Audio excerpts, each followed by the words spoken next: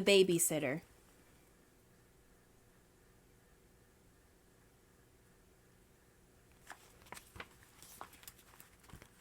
It was 9 o'clock in the evening.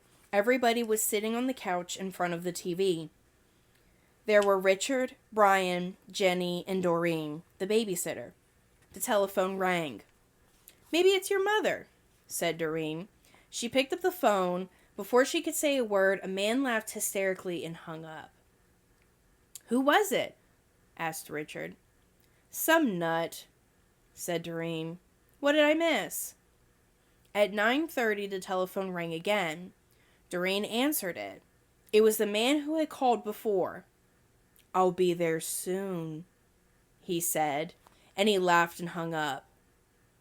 "Who was it?" the children asked. "Some crazy person," she said.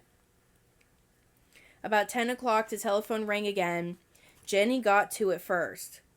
"Hello?" she said. It was the same man. "One more hour," he said, and he laughed and hung up. He said, "1 more hour." What did he mean? Asked Jenny. "Don't worry," said Doreen. "It's somebody fooling around." "I'm scared," said Jenny. About 10:30, the telephone rang once more. When Doreen picked it up, the man said, "Pretty soon now," and he laughed. "Why are you doing this?" Doreen screamed, and he hung up.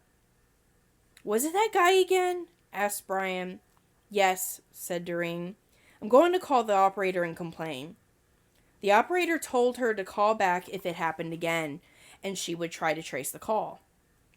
At 11 o'clock, the telephone rang again. Doreen answered it.